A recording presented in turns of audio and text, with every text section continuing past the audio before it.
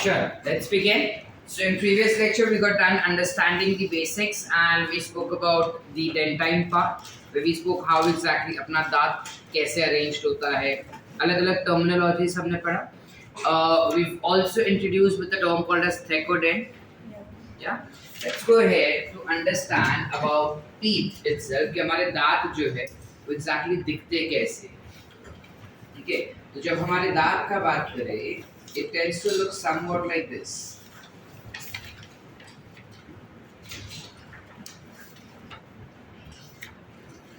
Okay, it looks somewhat like this, of which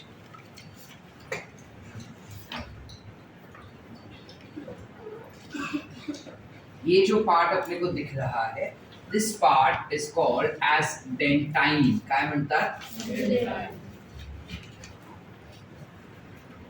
काय म्हणतात? Dentine. हाँ, you call it as Dentine. अब ये जो dentine होता है ना, that is very very hard in nature. It is said to be composed of calcium carbonate and it is composed of calcium phosphate. ठीक है, कैल्शियम कार्बोनेट और calcium phosphate से बना होता है ये. इसके ऊपर you have one more region which is present.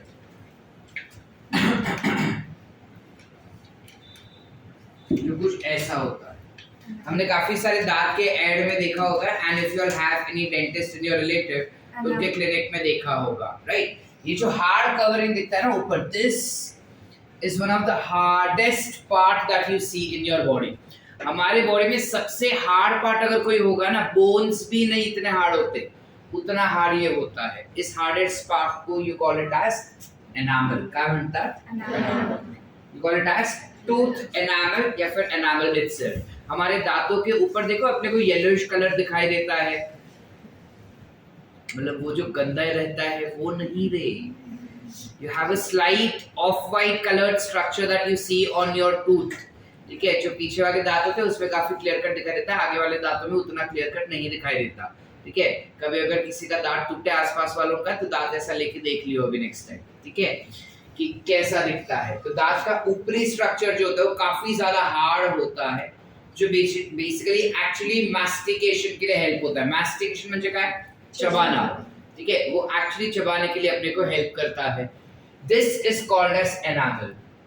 इसके केमिकल कंपोजिशन भी सेम होते हैं, calcium carbonate and calcium phosphate. तो दोनों हार्ड हुआ ना सर? नहीं, this is more hard. Why? Because इसमें भले केमिकल सेम है but then the concentration of those chemicals is more, because of which we classify it to be one of the hardest chemical. अब clear बेटा? Any doubt? और ये देखो, ये जो स्ट्रक्चर अपने को दिख रहा है ना, doesn't it look like a crown? ताज पहनाया हो दांत को ऐसा लगता है ना.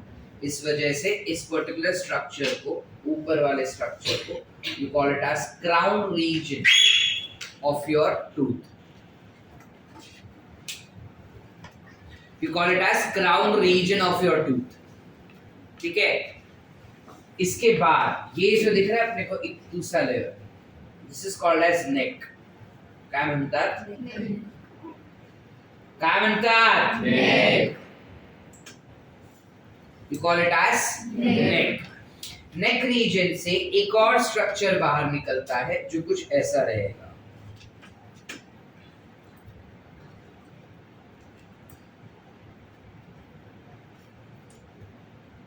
You see this? ये लेयर जो रहेगा ये काफी थिक लेयर नहीं होता, but then it's a structure which is again composed of calcium carbonate. और ये स्ट्रक्चर बेसिकली हमारे दांत को गम्स से चिपकने के लिए हेल्प करता है. तो let's say if this is the gums that we have,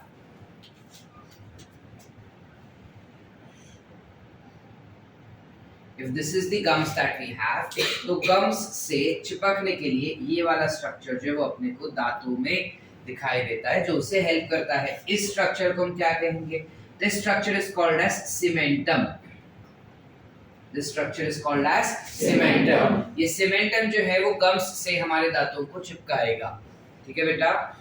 अब gums से जब हमारे दांतों को ये चिपकाता है तो ये तो सर फिलहाल आपने हवा में बनाया, चिपका कहाँ? उसको चिपकाना चाहिए था. चिपकाने के लिए यहाँ पे you have certain fibres which are present. कुछ फाइबर्स होते हैं जो गम्स से चिपकाते हैं, कुछ ऐसे।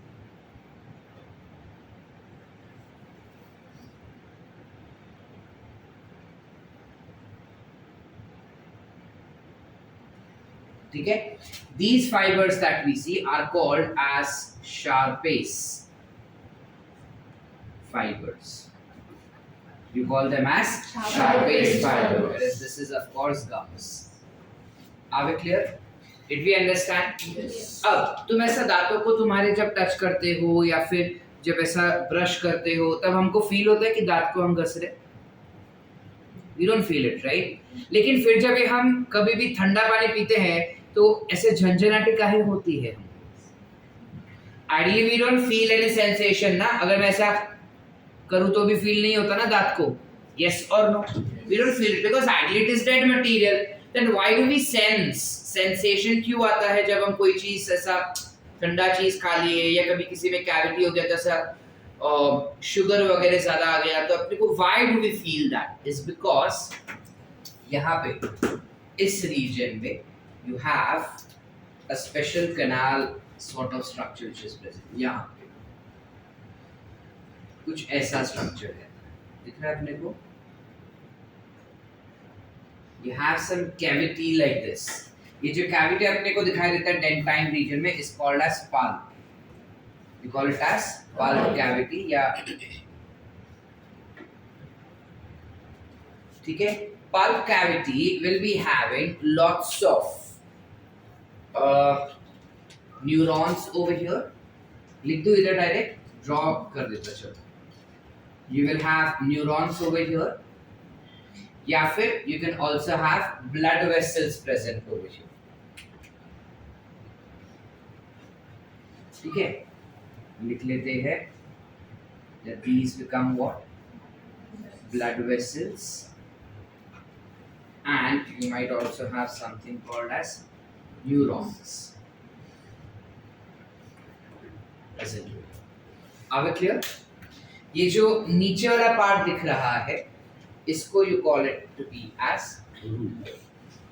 तो रूट कैनाल करते हैं मतलब कि इधर से ऐसे जाएंगे क्या सर? नहीं, यहाँ पे इस रीजन पे, ये जो रीजन अपने को दिखता है यहाँ पे जब सड़न आ जाता है इस रीजन पे रूट का जो कैनाल है, रूट रीजन में जो पल्प कैनाल है, you see that? This is classified to be as root canal. ऊपर वाला canal becomes pulp canal, this region becomes root canal. तो हम बोलते हैं ना कि रूट कैनाल करवाया, दांतों का रूट कैनाल करवाया, तो जब सड़न ना यहाँ से शुरू होता है एनामल से, वो होते होते होते होते जब इन कैविटीज में चला जाता है up till root, then you classify it to be as root canal. तो रूट कैनाल करवाना पड़ता है, मीनिंग एक्चुअली ये चीज साफ करना पड़ता है. रूट कैनाल है ऑलरेडी बट वो खराब हो चुका है, वहाँ पे काफी सारे गंदे सारे बैक्टीरियाज वगैरह या जर्म्स वगैरह घुस चुके हैं, तो उनको क्लीन करना becomes root canal. Are we clear बेटा? Did we understand? So this becomes your structure of tooth. ठीक है, we'll go ahead and understand about structure of our tongue also, because जब buccal cavity का बात करेंगे तो हमारे पास पहली चीज था teeth, ये एक tooth का structure हो गया. Then the next thing that we have is tongue. इतनी बड़ी होती है हमारी tongue, ठीक है, which has lots of small projections on it. Yes or no? छोटे छोटे projections होते हैं उसके ऊपर, कुछ ऐसे.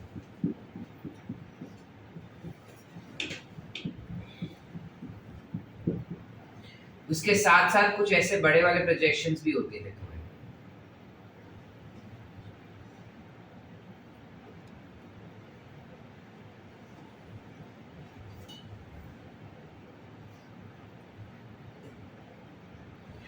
और पीछे के रीजन में भी कुछ ऐसे प्रोजेक्शंस दिखाई देते हैं.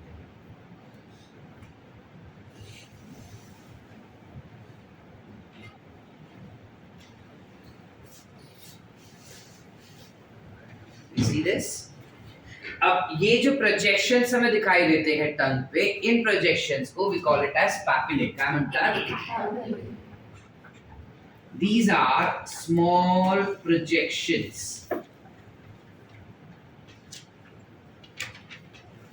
Why do I require these small projections? मेरा टंग जो है वो सपाट भी हो सकता था ना, ये ऐसा प्रोजेक्शंस का क्या जरूरत है, गंदा दिखता है। जब जबान हम बाहर निकाले और ऐसा देखे तो वो ऐसा स्मूथ सरफेस नहीं होता, रफ सरफेस होता है। Why do we require this rough surface? ताकि जब हम खाना खाए, हाँ, The sensations. नहीं, it's not for the sensation. The roughness does not become for sensation. जो टंग होता है, yes, doctor Kumbhar, we have something to share. काय म्हणाले डॉक्टर कुंभार आपल्याला? तू बता। अच्छा, उसको पूछा, तुझे पता है क्या? इतना बड़ा जो प्रोजेक्शंस होते हैं, जो पैपिले होते हैं, they are basically for production of friction between the bolus that is going to be formed and body. ठीक है, जब मुझे उस खाने को रोल करना है तो वो हमारे जबान के साथ चिपकना चाहिए ना, नहीं तो उसको रोल ही नहीं कर पाऊंगा, वो स्लिप हो जाएगा बार बार। So to avoid that, you have papillae which are present on our tongue. And these papillae are of 4 different types. 4 अलग-अलग तरीके के papillae होते हैं, ठीक है। There are 4 different types of papillae that exist, ठीक है। Very first papillae that tends to exist or that we see is these papillae that we are studying.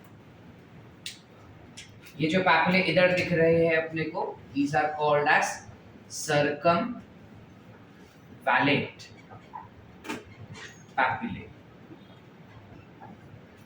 You call it as circumvallate papillae, जो हमारे जबान के एकदम पीछे होता है, एकदम पीछे। जब तुम पूरा ऐ करके बाहर निकालोगे ना, तब वो पीछे कुछ ऐसा राउंड दिखाई देता है अपने को, ठीक है।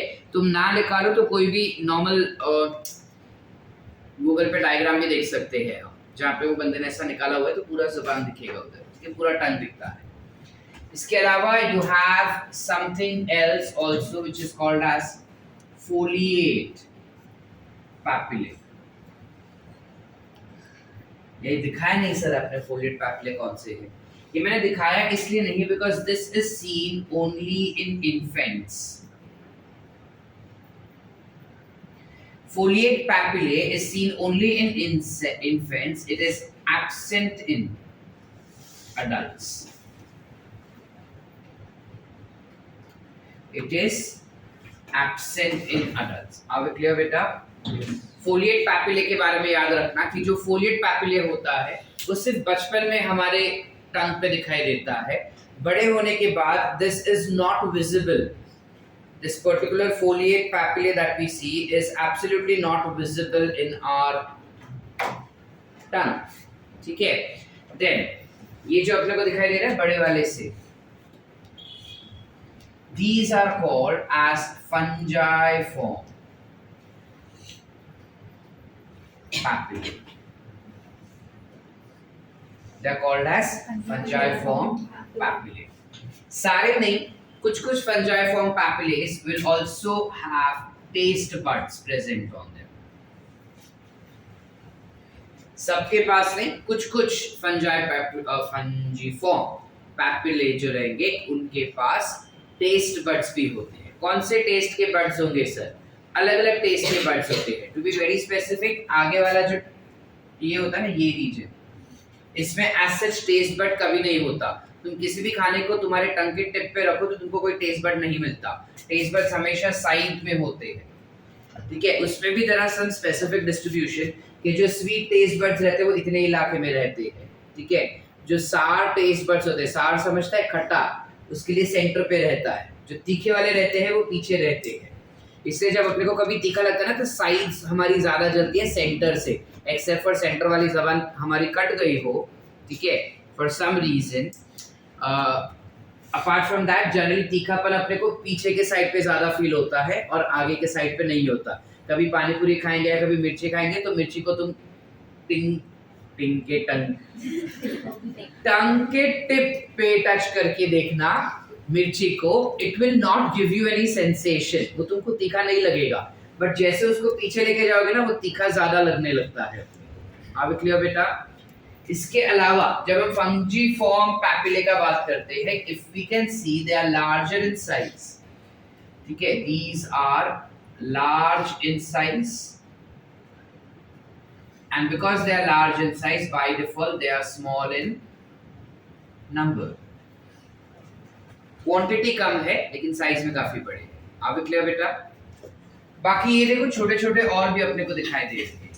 ये छोटे वाले papillae are called as filiform. Yeah, filiform also we can call some. This filiform papillae that we see, these are small in size, but they are large in number.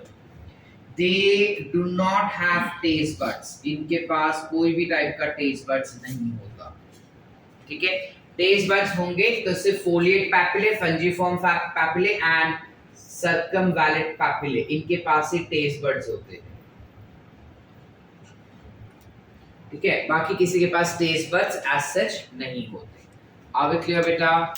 Any doubts? टंग का concept clear? अब question ये है कि जब हम टंग का बात करते हैं, how is it attached, where is it attached, किसके साथ अटैच्ड है? तो अगर हम ध्यान से देखें ना, काफी बार तुमने सुना होगा मूवी वगैरह में कि मैं तेरी जबान खींच लूंगा। इज दैट प्रैक्टिकली पॉसिबल कि हम जबान खींच ले sir? No, practically it is not possible, but then अगर हम चाहे तो वो चीज कर सकते हैं। अगर I did not had this particular tongue been attached to my lower palate, lower palate से अगर टंग मेरा अटैच्ड नहीं होता तो मैं जबान आसानी से खींच लेता। कैसे क्या सर? पीछे से भी तो अटैच्ड होता है, यस और नो? पीछे से भी तो अटैच होता है, पीछे से थोड़ी खुला हुआ है वो, नहीं, पीछे से जो अटैच्ड है वो एक स्पेशल टाइप के बोन से अटैच्ड है। हम हमारे बॉडी में अगर अलग अलग बोन्स देखें ना, तो सारे बोन्स कहीं ना कहीं किसी ना किसी चीज से अटैच्ड है, यस और नो? कोई ऐसा अलग से लटकता हुआ? You don't have any bones which is freely hanging except for the one which is what you call it as hyoid bone. काय म्हणतात? Hyoid. ये जो हायोइड बोन है ना, ये इकलौता ऐसा बोन है हमारे बॉडी में जो किसी के भी साथ अटैच्ड नहीं होता, और वो ऐसे यू शेप का बोन है, कुछ ऐसे, it is somewhat like this. ये जो यू शेप का बोन है उसी पे अटैच्ड होते हैं टंग।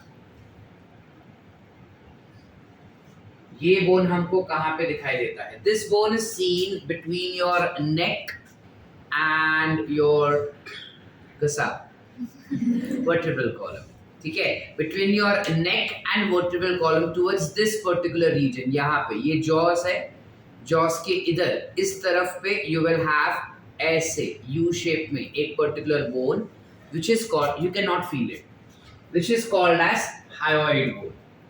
ये hyoid bone से tongue is attached. Are we clear? Question आ सकता है अपने को, this is an important point, that your tongue is attached to one of the free bones called as hyoid bone. जब हम skeleton वाला chapter पढ़ेंगे तब इसके बारे में ज़्यादा डिटेल में देखेंगे, but अभी के लिए this becomes part of your skeletal bones, ठीक है, where it is responsible for getting attached to tongue and movement of tongues as well. Are we clear बेटा? Did we understand? Yes. अभी जब हम tongue का बात कर रहे हैं, इतना सारा हमने बोल ही दिया है, हमको ये भी पता था tongue is muscular in nature, yes और no? Yes. So we know that it is very very muscular. कौन से टाइप का मसल्स होगा इसमें?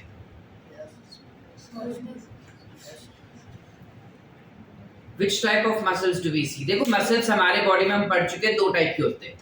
कौन से? Skeletal muscles and smooth muscles. Smooth muscles जो होते हैं वो इनवॉलेंट्री होते हैं। मेरी जबान इनवॉलेंट्री है क्या? नहीं, लेकिन वो स्केलेटल सिस्टम से अटैच्ड होना चाहिए अगर स्केलेटल मसल्स है तो, ठीक है। जैसे ये मसल्स इधर है तो दे आर अटैच्ड, राइट? मेरी टंग जो है, is it attached to any of the skeletons? No, hyoid bone थोड़ी है, फिर क्या है? स्केलेटल का पार्ट हुआ ना, so by default it becomes what? The skeletal muscles. Tongue is composed of skeletal muscles. Why is it skeletal muscle? पहले skeletal muscles के ना दो प्रॉपर्टीज होते हैं, ठीक है? या अगर मुझे किसी मसल्स को skeletal muscle क्लासिफाई करना है तो उसके दो पॉइंट्स मुझे याद रखने हैं। पहला पॉइंट क्या कि वो skeletal सिस्टम से अटैच होना चाहिए। देखो ये हायोइड से अटैच्ड है। दूसरा, it should be voluntary in nature. मेरा जबान कभी भी खुल जाए, कभी भी बात करे, ऐसा नहीं होता ना। Only when I want to talk it will start moving, otherwise does it move? So by default it becomes what? Voluntary also in action. Are we clear? And thus your tongue is classified to be the part of skeletal muscles. I hope the concepts are clear. Yes. The next thing that we have is with regarding salivary glands. ठीक है? मेरे इतना लिख ले फटाफट।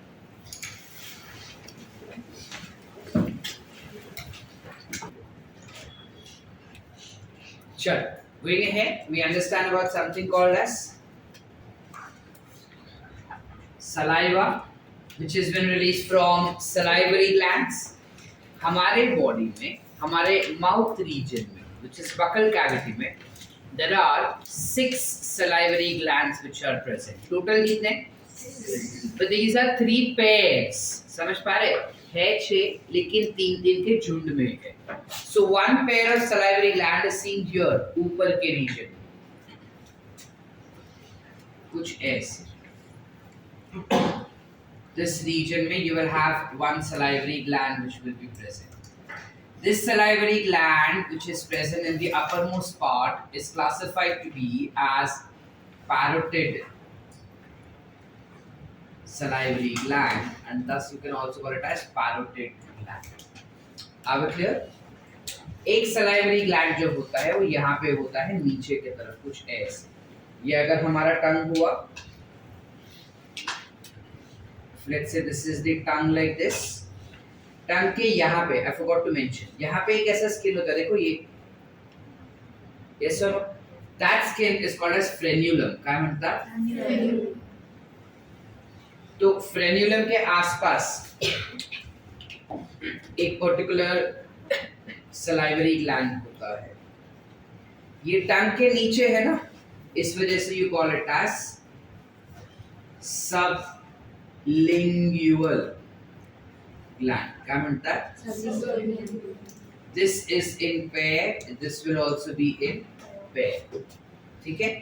इसके अलावा एक और ग्लैंड होता है सलाइवा का जो इस तरीके से हमारे लोअर जॉ पे होता है. Lower jaw is also called as, जोर से बोलो. हाँ, ए वो लोअर लिप हुआ गधी, lower jaw,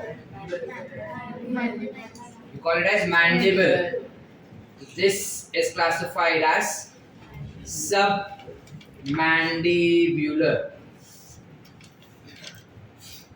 gland, या फिर maxilla के नीचे है ना, so it can also be called as submaxillary gland. You can call it as submandibular gland या फिर submaxillary gland. This will also be 2 in number. आसान बेटा. So ऐसे 3 टाइप के salivary glands हमारे बॉडी में हमको दिखाई देते हैं. These salivary glands will secrete saliva from it. Now when it is secreting saliva, क्या क्या चीज रहता है saliva में? तो saliva में हमें जो भी चीजें दिखाई देती है वो वाली होंगी जो हमारे माउथ में डाइजेशन के लिए हमको हेल्प करेगा. ठीक है? पहले तो it will have something called as water, भारी मात्रा में. वाटर के साथ साथ एनवायरनमेंट को स्टेबलाइज रखने के लिए और एक प्रॉपर बोलस बनाने के लिए it will require something called as mucus. ठीक है? Plus it will have something called as sodium ions, potassium ions, और इनको बैलेंस करने के लिए you will have chloride ions and bicarbonate ions. ठीक है? यस और no? Actually not bicarbonate, just carbonate. Are we clear? Yes और no? Yes. But you will have sodium, potassium, chloride and carbonate ions which will be present. इसके अलावा it will also have something called as amylase, which is salivary amylase. ये हम पढ़ चुके हैं कि amylase जो है वो क्या करता है, इट विल ब्रेक डाउन, जोर से बोल,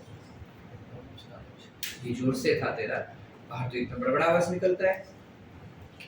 breaks down starch into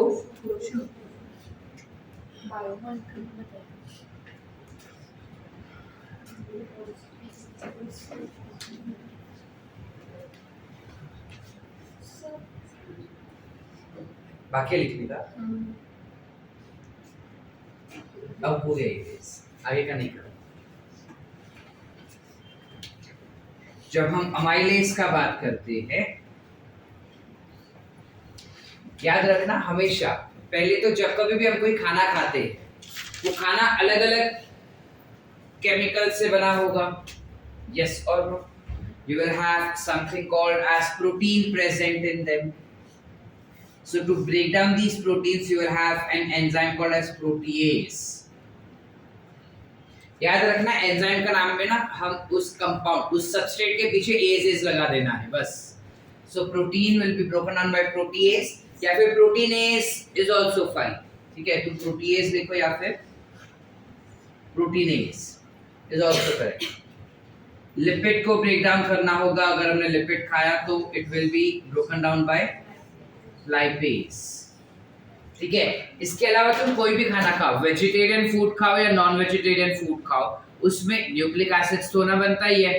plants रहेगा तो प्लांट्स का न्यूक्लिक एसिड, एनिमल सोर्स हुआ तो एनिमल का nucleic acid, so you will have something called as nucleic acids present.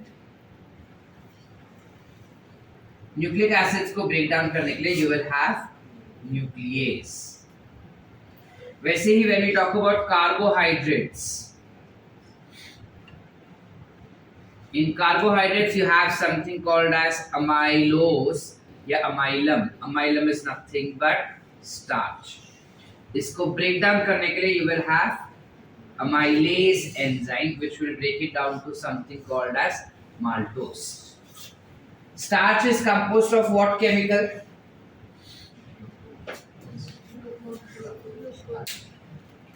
Starch is composed of what chemical? Carbon. वो खुद कार्बोहाइड्रेट है, वो किस केमिकल से बना है वो बोल रहा हूँ। What is the basic unit of starch? Glucose. Monomeric unit क्या है उसका? ग्लूकोज।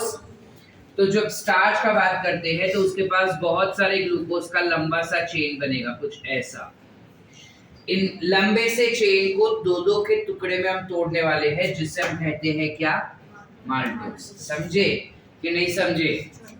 एवरीवन? Yes. क्या नींद में लोग? तो amylase is responsible for breaking down starch into maltose, and that takes place in something called as saliva. Takes place in something called as Saliva. और इसके अलावा सलाइवा में एक और एंजाइम होता है which is called as lysozyme. What is the role of lysozyme? Lysozyme एक ऐसा एंजाइम है जो पेप्टिडोग्लाइकिन को तोड़ता है। What is peptidoglycan? Cell wall किसका? बैक्टीरिया का सेल वॉल।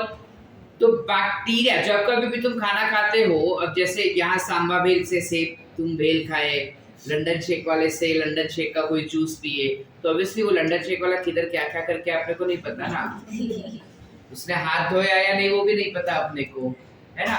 वो डायरेक्ट मस्त ऐसा ऐसा नूडल्स बना के तुमको दे रहा है। सांबा भेल वाला ऐसे ऐसे करके किधर किधर अपने बॉडी में हाथ लगाया वो, ठीक है, और हाथ लगा के यू यू करके भेल बना के तुमको दे दिया। अब उसके पास कितना सारा बैक्टीरिया रहेगा ना, यस और नो। प्लस वो बातें करते तो मुंह से भी बैक्टीरिया निकल रहे कितने सारे, कि हाँ भाई तुम किधर रहते हो, हाँ हाँ फिर क्या किया, तो lot of bacteria are following it. अब ये बैक्टीरिया तो तुम खाते ही हो रोज, डेली प्रोडक्ट। जब इसे खाते हो तो इट इज वेरी इंपॉर्टेंट कि बैक्टीरिया तुम्हारे बॉडी के अंदर मर जाए। तो माउथ से ही वो प्रोसेस चालू हो जाता है, माउथ से ही बैक्टीरिया मरना चालू हो जाते हैं। कैसे मरते हैं? सो बैक्टीरिया का सेल वॉल को तोड़ दिया जाएगा with the help of an enzyme called as lysosome. So what does lysozyme do? It break down walls of bacteria. In short, it tends to kill bacteria. Are we clear? Are we clear? Yes. Everyone? Any doubts? चले आगे. अब आगे के लिए तो इन लोग लिखे ही नहीं कुछ. हो गया? फटाफट लिखे. फास्ट है.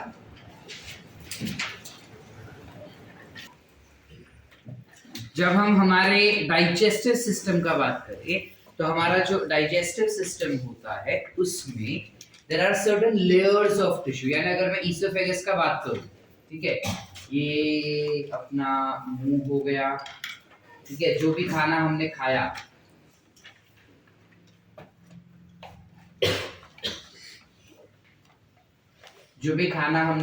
that will go through esophagus, correct, which is again muscular in nature. Tubular esophagus जो है,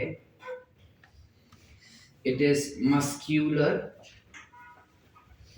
tubular in nature. इसके अलावा हमारा सलाइवा ने जो भी partial digestion किया है, when we talk about amylase, which is responsible for breaking down starch into maltose, सिर्फ 30% starch जो है gets converted into maltose. पूरा starch जो है वो maltose में convert नहीं होता, सिर्फ 30% होता है. तो ये जो सिर्फ 30% starch maltose में convert हुआ है, प्लस दूसरे सारे जो प्रोडक्ट्स है उसको हमने masticate किया यानी चबाया और चबा के उसको गोल गोल गोला बनाया. So that saliva is basically helping us in making something called as bolus. जहाँ पे partially digested food को हमने म्यूकस का लेयर लगा दिया और वो म्यूकस का लेयर लगा के वो गोल गोल स्ट्रक्चर को हम इधर से पास करवा रहे हैं. यस और नो? तो पूरा म्यूकस का लेयर इसलिए होता है ताकि स्मूथली नीचे जा सके. First reason. सेकेंड रीजन, जब भी वो नीचे जाता है तब आसपास अगर कोई भी बैक्टीरिया उस डाइजेशन में हिंडर करना चाहे ना तो म्यूकस उसको ट्रैप कर लेगा. It will not allow to go up till the food particles. ठीक है. इसके अलावा ईसोफेगस से जब फूड नीचे उतरता है you call that process as deglutition. ठीक है, डीग्लटेशन कहो या डीग्लूटेशन कहो. Deglutition is nothing but swallowing. Food tends to get swallowed through your esophagus and it moves up till the stomach by some process called as, very good, by some process called as peristalsis.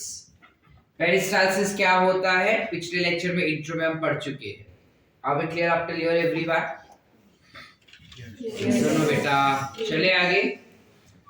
अब क्या हो रहा है यहाँ पे कि जब ये ईसोफेगस से नीचे आता है स्टमक के अंदर, स्टमक से इंटेस्टाइन में जाएगा, तो ये जो वॉल्स होते हैं ना पूरे एलिमेंट्री कैनाल के, entire alimentary canal is composed of 4 walls. उसके पास 4 वॉल्स होते हैं. एक तो कुछ ऐसा इनर खाली स्पेस होगा. इस इनर खाली स्पेस को we call it as lumen. क्या भंडार? ल्यूमेन. कहीं पे भी खाली स्पेस को हम ल्यूमेन ही कहते हैं. हम एंडोप्लाज्मिक रेटिकुलम को भी देख चुके हैं, गोल्गी apparatus में भी देख चुके हैं. एम्प्टी स्पेस को we call it as lumen. So here you have an empty space which is classified to be as lumen. This lumen is formed because of a layer around it. You have a layer around it over here. ये पूरा एक tissue का layer बनता है.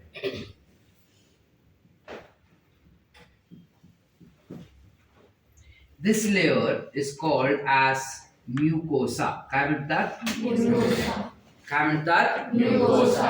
Mucosa layer के पास ना यहाँ पे कुछ cells होते हैं. You see these cells? इनमें से कुछ cells are classified as gastric cells, जो basically endocrine cells होंगे, responsible for secretion of hormone. ठीक है. Whereas some cells that we see in over here will be responsible for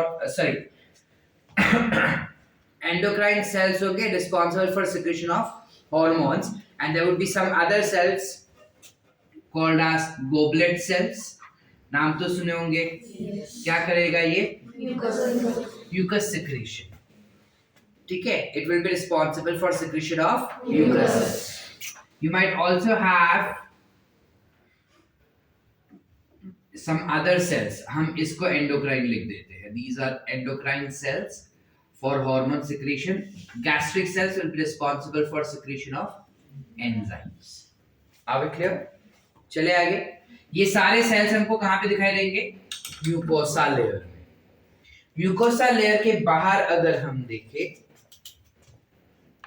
इसके बाद you have another one layer which has been present. एक और layer होता है इसके पास.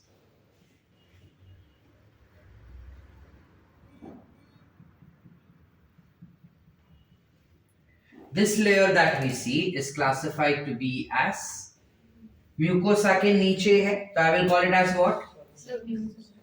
Call it as submucosa. We call it to be as submucosa layer. Submucosa layer के बाद एक और लेयर होता है. You have one more layer. ये लेयर को हम दो पार्ट में डिवाइड कर सकते हैं, कुछ ऐसे. सिंस यहाँ पे लेबलिंग्स किए हैं, I am not writing much over here. ठीक है, सिर्फ इधर लेयर दिखा रहा हूं, तुम पूरा बना देना. दो लेयर होते हैं यहाँ पे. सबसे पहले नजदीक वाले लेयर में you have muscles which are surrounded like this, लंबे लंबे. और उसके पीछे वाला जो लेयर रहता है वहां पे मसल्स कुछ ऐसे दिखाई देंगे अपने को. These are muscle fibers.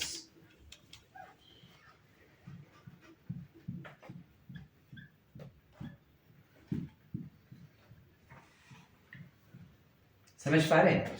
यानी दो लेयर है मसल्स का.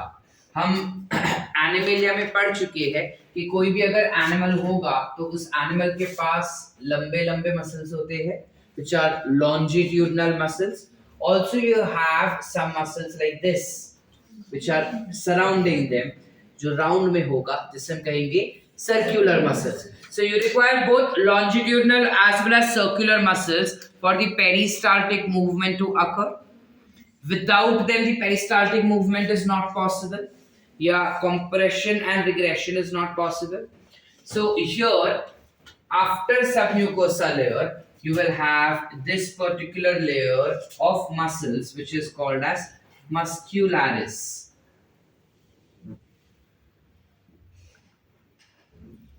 You call it as muscularis. काय म्हणणार आपण? Muscularis. Muscularis में these are circular muscles. सबसे पहले सर्क्यूलर मसल्स दिखाई देते हैं और बाद में जो दिखाई देगा that will be longitudinal muscles. Are we clear? यानी ये जो गोल गोल दिख रहा है ना वो एक्चुअली ऐसे आ रहे हैं, समझ पा रहे? और ये जो ऐसे दिख रहे हैं वो ऐसे ऐसे है. इसके बाहर एक और लेयर होता है.